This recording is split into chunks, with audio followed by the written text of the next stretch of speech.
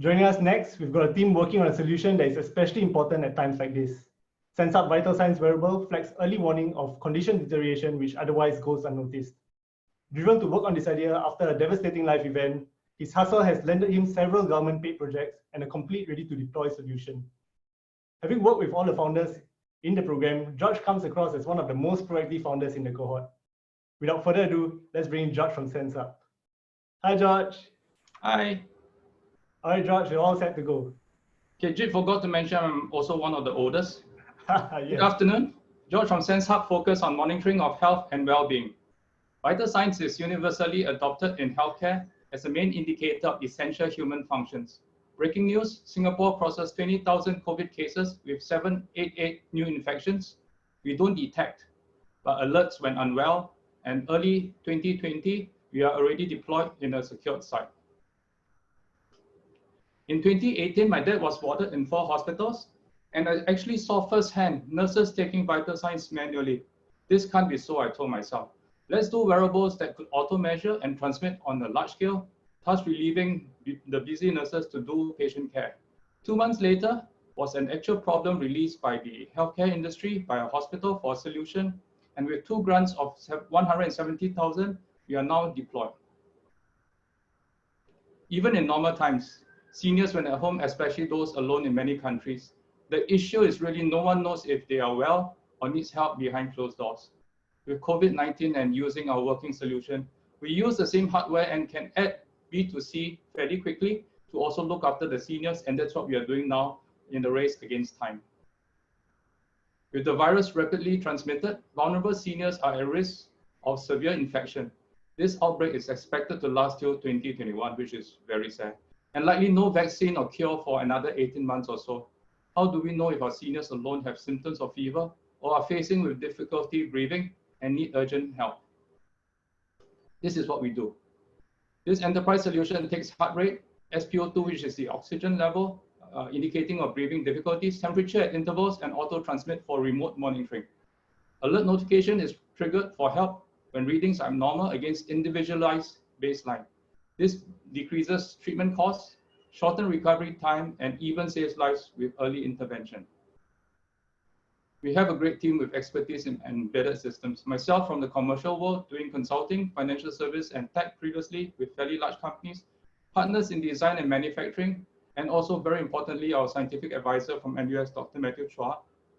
Others are Winston doing software engineering, Zhe-En, a returning from Silicon Valley, was associate director at Tableau, and we also just brought in 3 NUS interns because they lost their jobs elsewhere.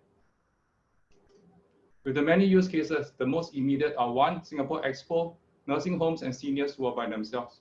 Notable in the pipeline are several proposals that have gone up, including one with the US National Academy of Medicine and also MedTech Actuator. We are into the 5th and final round tomorrow from Melbourne with the Investment Assessment Board. With Singtel as corporate partner and leveraging their overseas subsidiaries, revenue is from wearables, installation plus monitoring, and lastly, annual maintenance and support, a very attractive recurring stream as a service. Our manufacturing partner, you may not have heard of them, Infoxmation, but they are a subsidiary of Foxconn, Shenzhen, the largest contract manufacturer in the world. The pace is definitely picking up due to the relevance of vital signs. With version 2 manufacturing, simultaneously in Singapore and China, we have kicked off. We have been approached by Ministry of Health, submitted proposals last few weeks to SGH SingHealth, and also Luxembourg that I've mentioned. In the coming years, revenue of 180,000 growing to 650,000 by 2021. Presently, vital signs monitoring is a very fragmented market, but it's huge, with competition mostly from other regions. The 2 shown are Vital Connect, who has raised 86.7 million, and also BIPs from Israel, though their wearable is a bit odd looking, if I can say so. Our differentiator is a wrist wearable that's affordable, developed for large numbers for indoor or outdoor use, and on premises if required.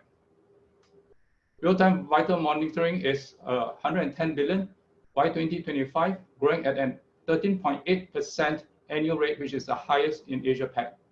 Our serviceable market is 600 million from Singapore, Australia, Hong Kong, Malaysia, and Indonesia.